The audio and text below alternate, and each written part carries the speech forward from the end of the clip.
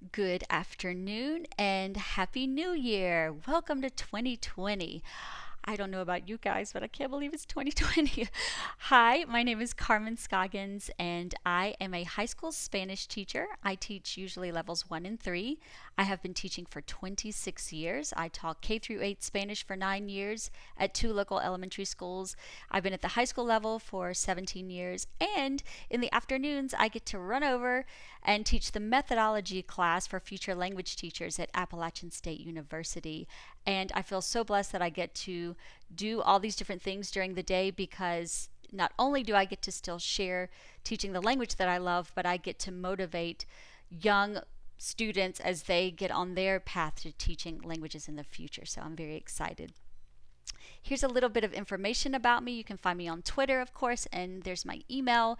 And I just want to give a shout out to the Spanish Teachers Bundle and to Jared and to say thank you for inviting me to be a part of this bundle. I've never done anything like this before, and so this webinar is just my contribution, and I certainly hope you enjoy it. So, I just have one question for you.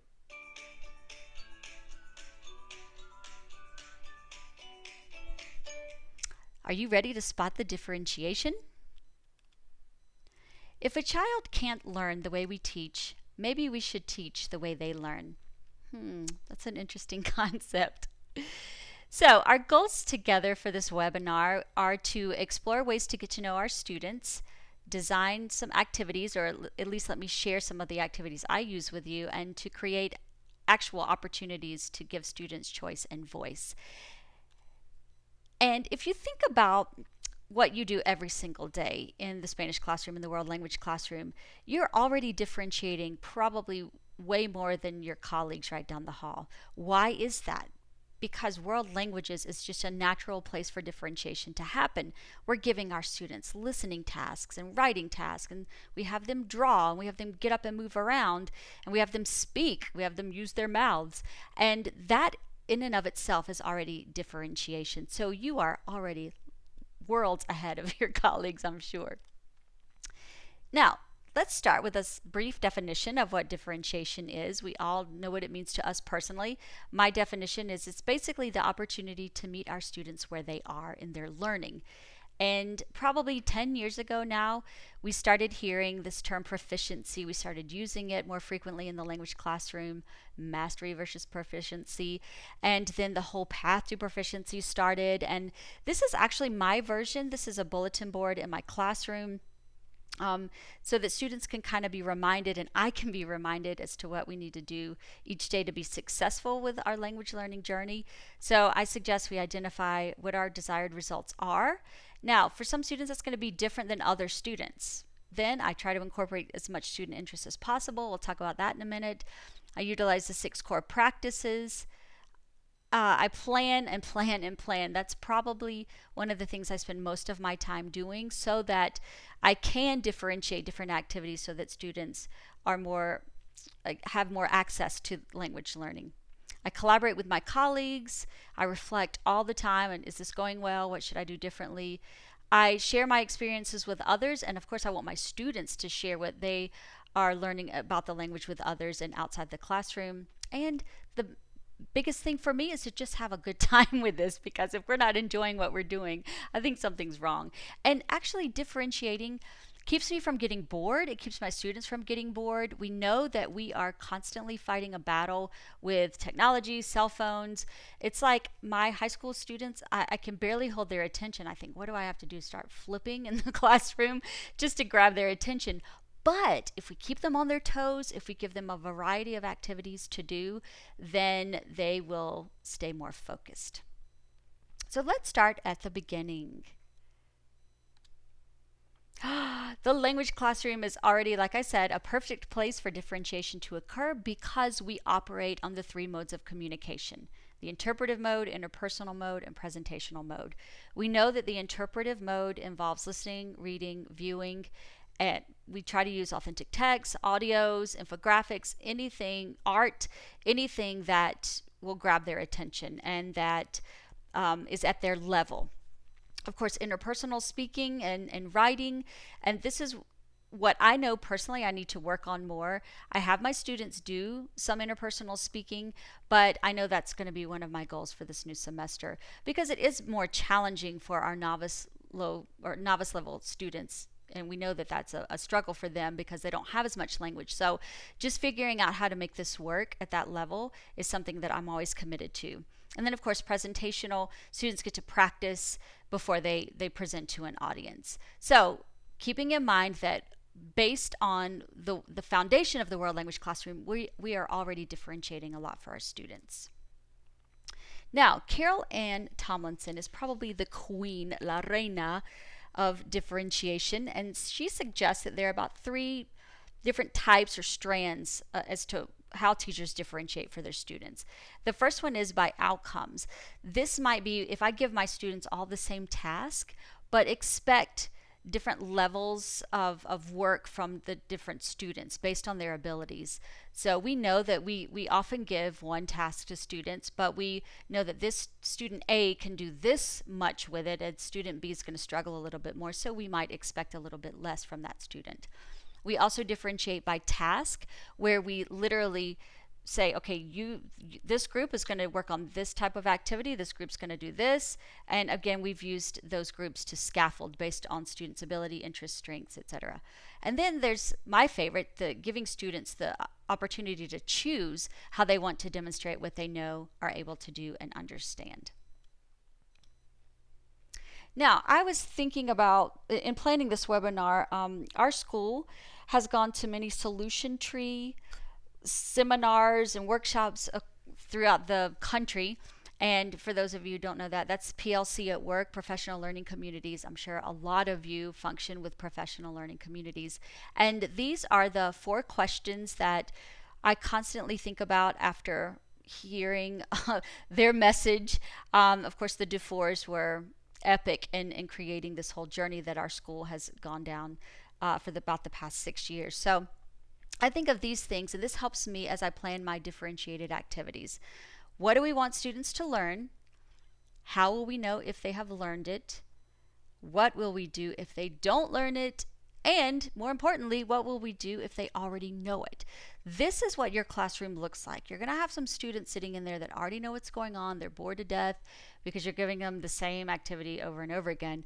But what do you do with those kids who aren't getting it? And so hopefully we'll hash out some of those things today. But keep these 4 questions in mind. What do we want students to learn? How will we know if they've learned it? That would be like formative assessment, getting some data. What do we do if they don't learn it? And what do we do if they already know it? Again, going back to Carol Ann Tomlinson, she mentions that we typically differentiate or should differentiate across 4 areas, 4 paths, so to speak. And she calls these other things, and I've renamed them so to fit more of what happens for world language teachers. So the first one that I call learning targets, she calls content. These are the actual concepts that we will teach. For us, those are our learning targets. I'm sure most of you use the ACTFL can-do statements or use some kind of I can statements with your students.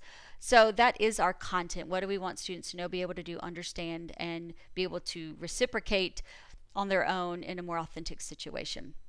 The next one she calls process.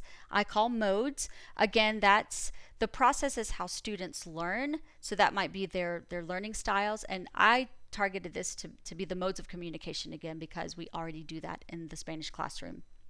Product is next, and I call that outcomes. What are the students going to give us to show us that they know how to use Spanish? So what will they demonstrate to us? Those are our outcomes. And finally, she calls the 4th one environment, and I call it the learning space. What does your classroom look like? Are you a traveling teacher? Do you have to go into someone else's space? Do you use the hallway? Do you use other rooms in your school? So just the physical space of learning and how that can support a more differentiated learning environment. Okay, so I have to tell you, I'm a little bit obsessed with the Wizard of Oz because I truly believe that the 4 main characters just sum up life so well. And I'll just go ahead and share that with you right now since we're being honest.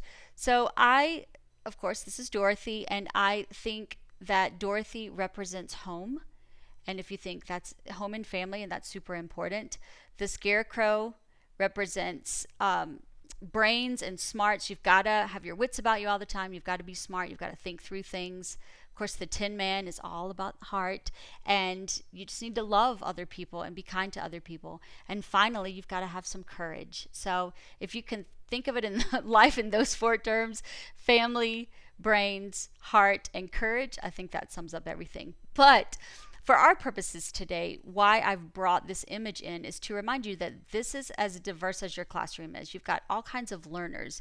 So for example, you might have the Dorothys in the classroom that are constantly going to be comparing learning Spanish to English or to whatever their first language is. So they're going to be checking back on their home language all the time. They're going to need that kind of support. They might need a few more vocab lists or really use cognates a lot. So that's one type of learner.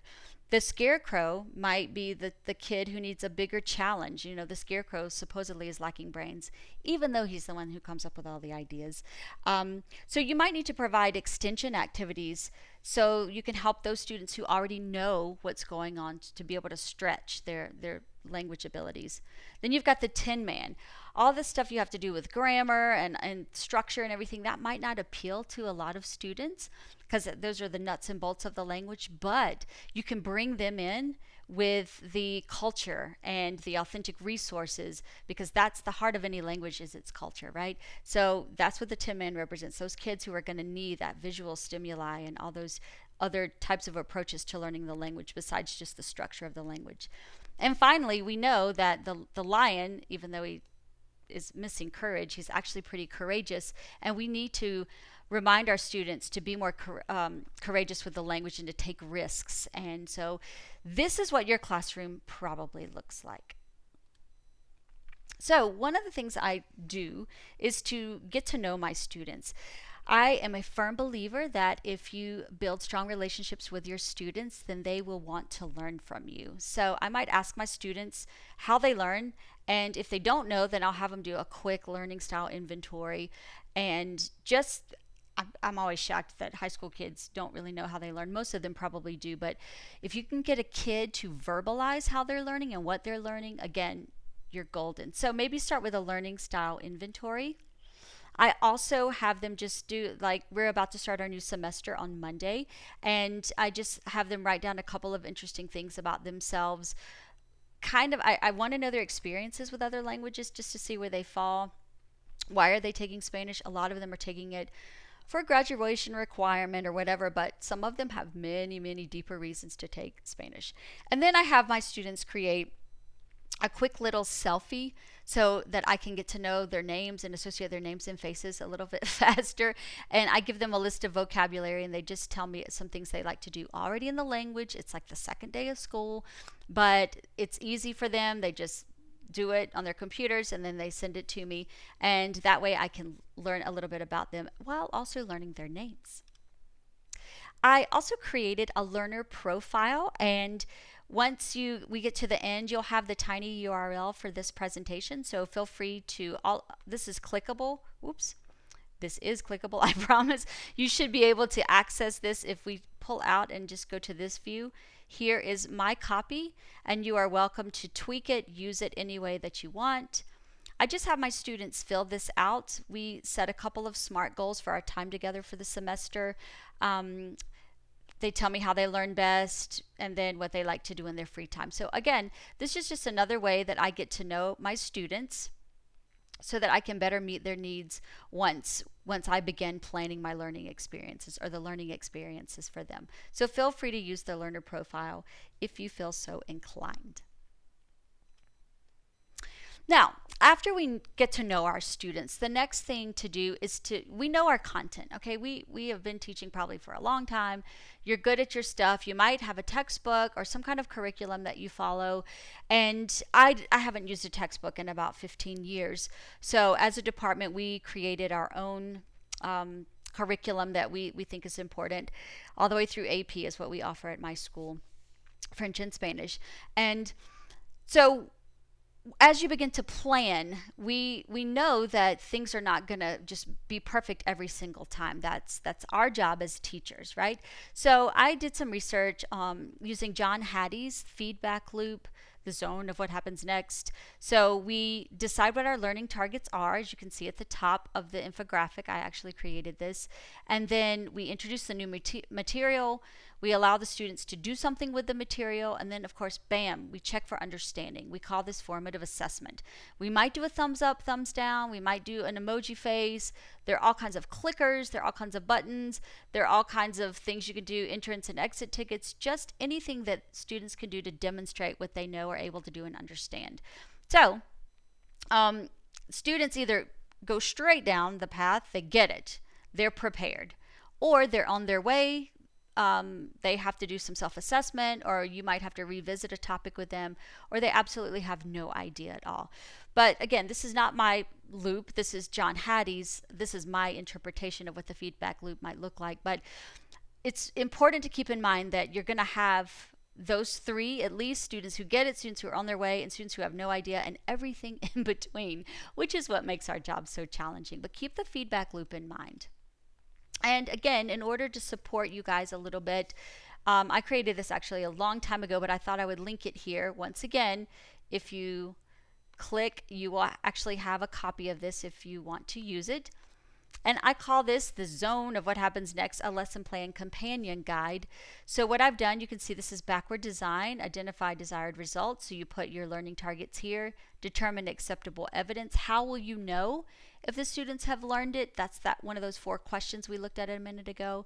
And then you begin to plan your learning experiences. And here is where I put, how am I going to check for understanding? Am I going to use technology? Am I going to use some kind of visual cue or whatever? And then what am I going to do with those students who get it, who are on their way, or who have no idea? And I continue to do this with every big concept that I teach during the day.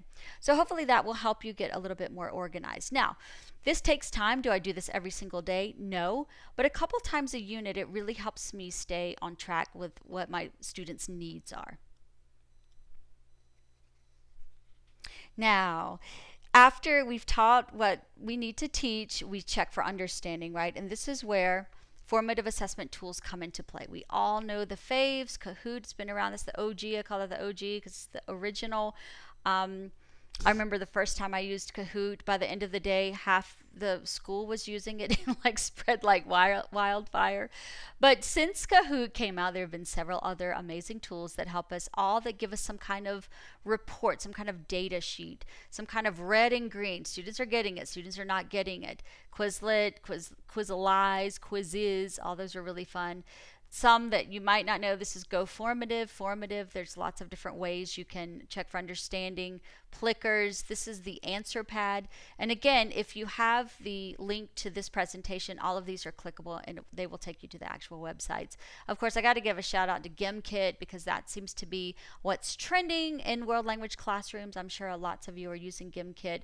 It's another game-like tool that really helps students practice the language. It doesn't really push them to use it necessarily in a communicative way. However, we know that that practice part is part of this, and it will also give you some detailed information about who seems to understand what they're learning and who doesn't. So check out some of these tools on your own, and again, I'm sure some of you are already experts on all of these tools.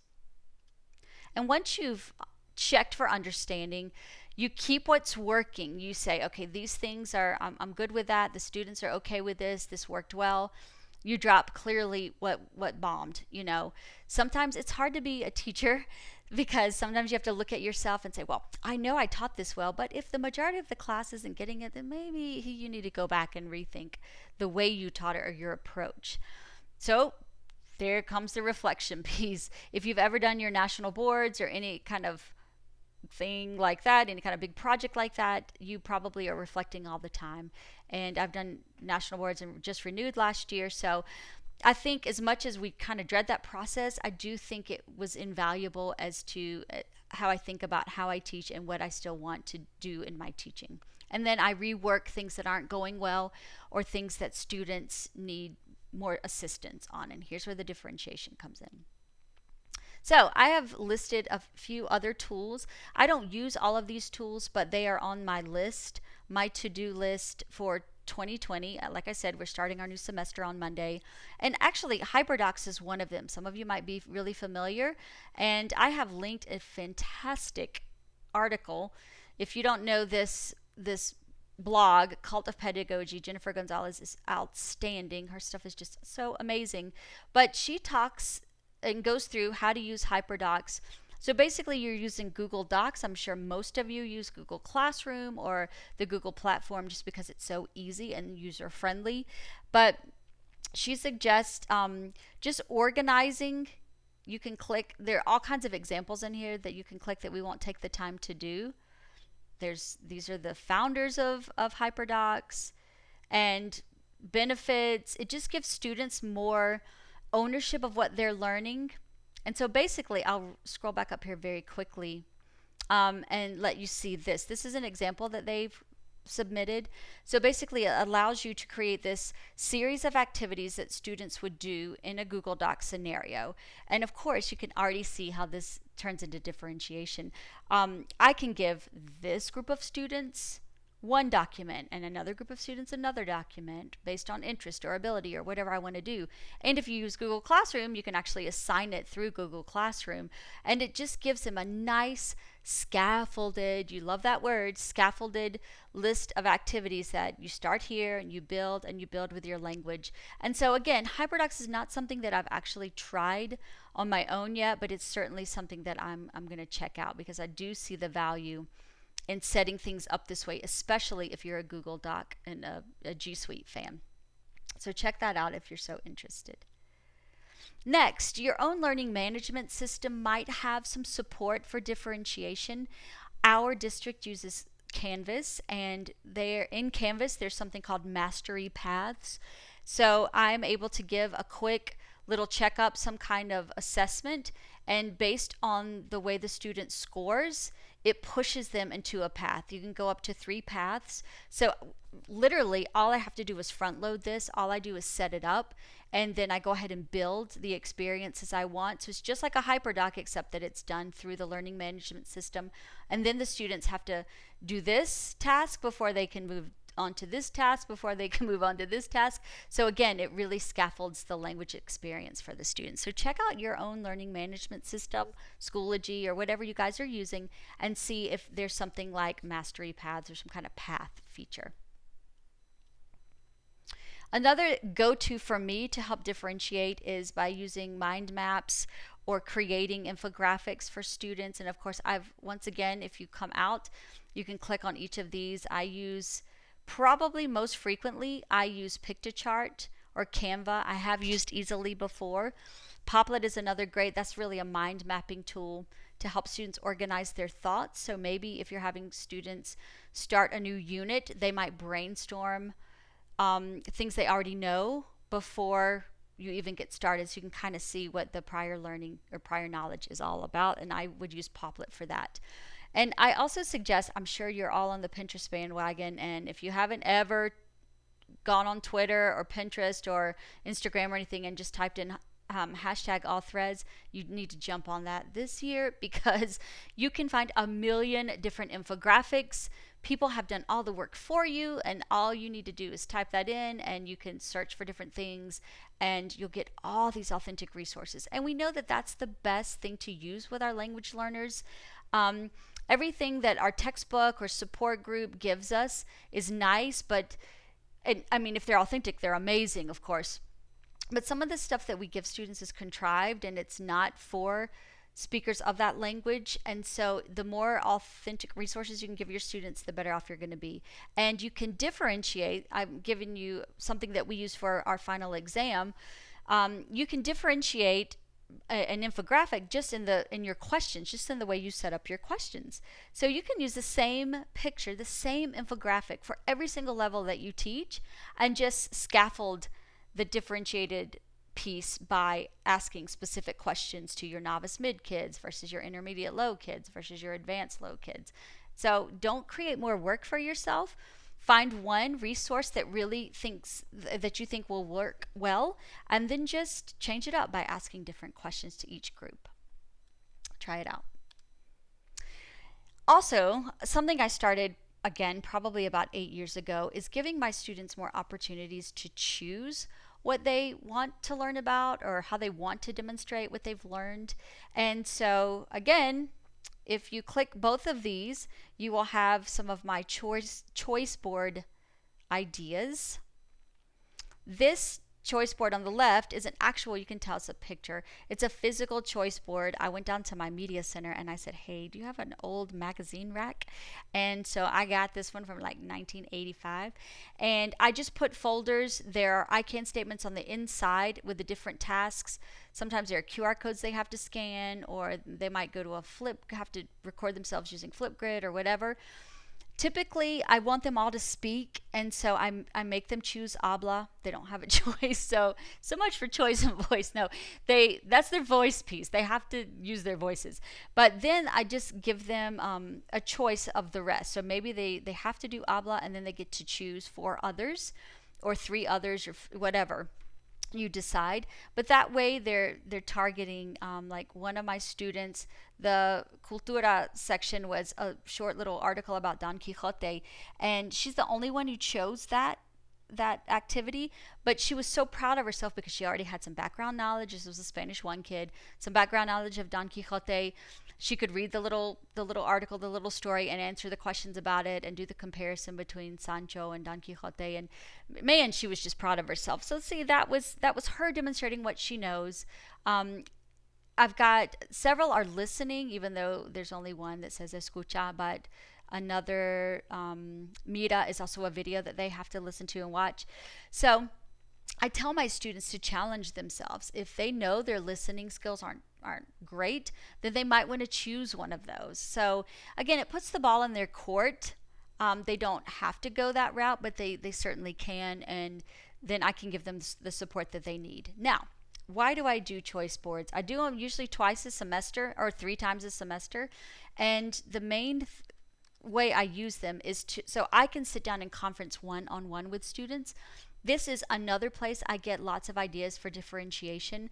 I just talk to my students about how they're learning, what they're learning, see if they can verbalize it, and they give me ideas. They're like, well, maybe we could do this or this, and then I think, oh my gosh, that's so great, because they're not the only person who says that, and so then I get the ideas from them. So if you can actually build in time by using a choice board, so when every kid is doing something different, you can just pull the kids aside. Now, I don't get to do this often, again, like I said, maybe twice a semester, but having those one-on-one conversations with students I found to be so empowering to them and to me. So definitely try that out, because it gives me so many ideas, and it actually lets me see what my students can do, and are they checking off their I can statements, are they meeting their learning targets, and if not, I just point blank ask them, what can I do to support you, and then they give me some ideas. So it's fantastic, and it goes back to that building the student relationship piece. Also, maybe giving them a choice of how they approach their assessments. Very often, my summative assessments are IPAs, integrated performance assessments, not nice beer. But I let my students decide how are they going to show me what they know, are able to do, and understand. So for example, here's my Wambobo stuff. We read a short story for the first time in level 3, and then, well, not necessarily for the first time, but our first short story in level 3 is Wambobo. They read it, and then I have them do different things with it, but they can do that through Storybird or Storyjumper, or they can create their own version of Wambobo. They can use Adobe Spark. They can use tweets and GIFs to retell the story, or to tell what the next chapter of his life or something. So however they want to demonstrate their knowledge of that story, I let them do that. And guess what? I can use the same rubric. I'm getting the same information that I need from each group or from each student, but they get to choose how they want to demonstrate that. So that's, again, differentiation. A few other tech options. I am very fortunate that I am at a one-to-one school, which just simply means every student has a device. They all have Chromebooks, so that's awesome, because I know some of you are probably like, gosh, I hate her now, because you probably still have to fight to get into the computer lab. But if you are fortunate, there are lots of different tech support for differentiation. And one of my favorite tools in and of itself is EdPuzzle, and if you're not familiar with it, it's simply where you can grab a video on YouTube or Vimeo or TED Talks or whatever and drop it in and then embed questions in it. You can embed oral questions, you can embed written questions, create open-ended scenarios. And the great thing about EdPuzzle is that you can assign, once again, you can assign different groups different EdPuzzles. So I could, once again, choose the authentic resource that I'm going to use, the authentic video, but scaffold it based on what my students' abilities are and just say, okay, these 8 students are going to get this version while these 6 students are going to get this version. So check out EdPuzzle because it's spectacular. Blendspace is also wonderful. If you click, for those of you who are not familiar with Blendspace, it basically just allows you to drag and drop. You can search for resources over here, and then you just drag them into this matrix. So this is a more digital version of a hyperdoc. It's very, very similar. It's just different in the way it looks. This is more like a grid versus a linear format on the Google Doc for the hyperdoc, but it's all the same concept. So students would have to work through task 1 before moving on to task 2, 3, 4, etc. So you might want to check that out if it's something you haven't explored before. Okay, moving on. Google Classroom. Now, because we use Canvas, that learning management system, I do not use Google Classroom, but I'm sure probably 90% of you do, just because of the ease. I mean, thank goodness for Google. That's all I'm going to say. It really changed the way we teach.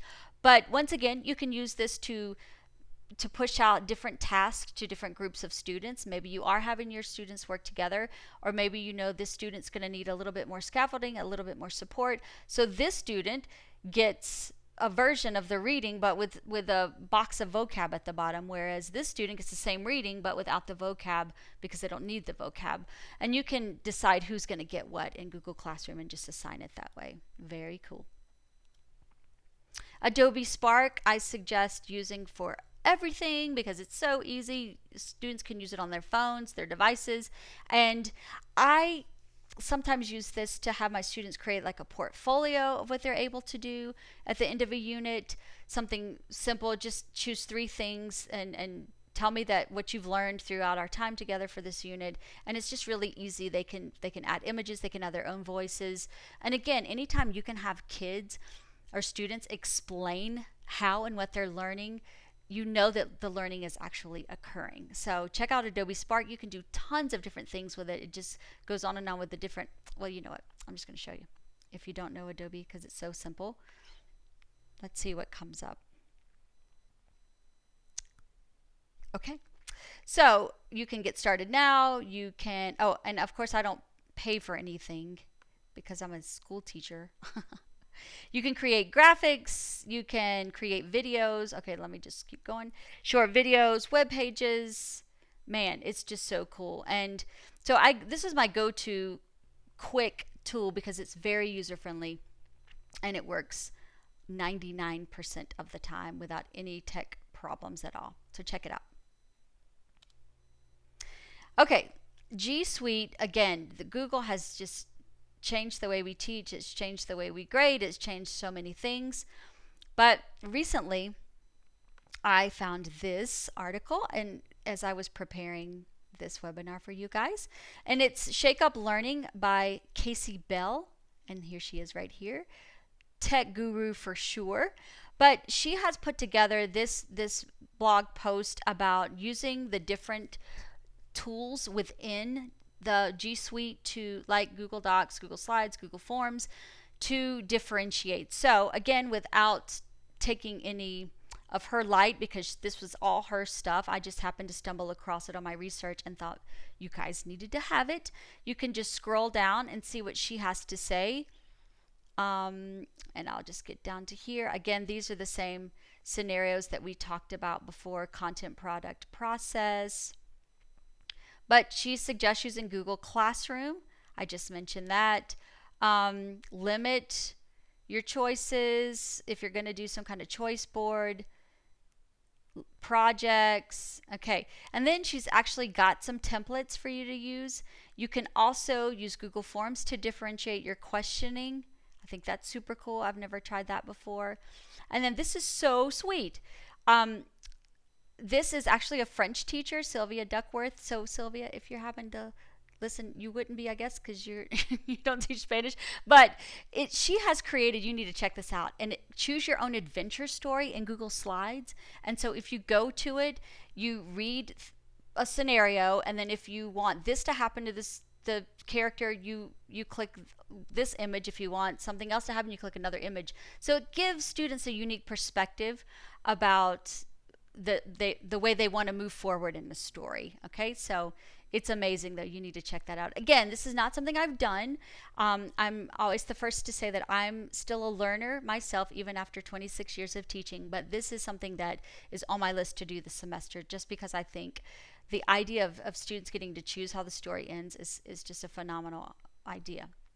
And it can be differentiation because maybe they're going to click something that they understand and go one way, whereas another group might go down a completely different path. So check out her article. And by the way, I did get permission to use it. So just so you know. Now, another thing that I'm not super on board with yet is PairDeck. Not that I'm not on board. It's something I just haven't tried yet, but I am definitely going to do it. If you don't know PairDeck, again, now it works beautifully and seamlessly with Google Slides. There's that Google word again. And you can basically just kind of control what your students see during your lesson. And it's just going to walk you through how to do everything. Okay? You can add in different things for them to see. You can talk about stuff. You can have students demonstrate what they know. And you are the guide, and you are guiding them through your learning targets. And you can also check for understanding immediately. You can have them do different like formative checks, and they have these templates that you can use so that you don't even have to go beyond this this setup, and all you do is drag and drop in your question, and then you are golden. And students can work through this live with you. They can work through it on their own, and you can see where their problem areas are. You can go back and reteach immediately, or you can think about it overnight and teach something the next day when you see how things are going with the students. So again, for 2020, for Carmen Scoggins, PairDeck is something I'm going to try. And yay to all you PairDeck users already. So another thing that I wanted to do, just as an aside, don't forget there's a lot of tech support for differentiation. There's tons of tools. And actually, again, any tech tool that you use can be used in that kind of way, in a way to differentiate, just because of the way technology, we can send different links to students, and so that makes it much easier. But getting back to us, I made this checklist for myself and for you guys. Things you can consider when you're trying to think of where to start. Because I think when you hear differentiation, again, we sometimes look at this as a negative thing, like, oh, this is just one more thing I have to do. But remember at the beginning, I said, don't think of this as something you have to do, but something that you get to do and something that you know is going to benefit your language learners. So checklist, get to know your students first and foremost. Build those relationships, because then they will want to learn from you, they will trust you, and they will turn to you if they have any problems. Use formative daily assessments to plan your differentiated activities. You've got to know where your students are so that you can help close the gap to where you want them to be. You're already using the 3 modes of communication, so keep that as your starting point. Don't create more work for yourself. There are certain tasks that lend themselves to be differentiated a little bit more naturally, so start with that. And also, I suggest right here that you start small. Start with differentiating 1 or 2 tasks per unit, and then over time, you're going to have this giant resource segment that you've created for yourself. And when in doubt, ask your students, and I will add to that, ask your colleagues. Don't be in the classroom in isolation. Go to other people, like you're doing now with the webinar, with this Spanish bundle. You're reaching out to people, and when you learn something, turn around and share it. You remember your differentiated classroom? Our language learners are the person who needs a little bit more support with their home language. the people who are ready for a bigger challenge, those who are interested in the cultural aspects, and the courage that it takes to learn another language. This is what your own classroom looks like. These are 4 of my former students, and they all had different needs, they all had different strengths, they all had different weaknesses, and it was my job to think about what I wanted students to know, be able to do, understand. How was I going to reach them? How was I going to hold their attention and help them love Spanish along the way? So, first and foremost, don't forget to keep your students at the forefront of your mind as you begin to jump into this world of differentiation. And guess what? You are Glinda. You are the good witch. You have the power to make this happen. You just have to be willing to put in a little bit of time. Again, this is more of a front loading scenario with you. Now, I didn't give you any very specific things that you can do. I was just trying to give you an overview of different things I've used to help me differentiate more for my students. But this is within your power. Again, collaborate with a colleague, start small. The lady right beside me, she and I have been planning a lot more together, and that's been super helpful because it has allowed us to differentiate more because there are 2 brains working instead of 1. So be Glenda this semester, be Glenda this year, and just try some of this out for your students, because after all, this is why we're doing it. Let's recap. Don't forget to start with the 3 modes of communication, which you're already doing. Check for understanding, and always, always go back to your kids. This is why you get up and go to work every single day. So I suggest you start the semester strong, have a fabulous 2020. And if you have any questions, once again, you can find me on Twitter. You can email me, and here is the tiny URL so that you will have this presentation with all the links in it. Thank you so much again to the Spanish Teachers Bundle, and I wish everyone a fabulous 2020. Thank you.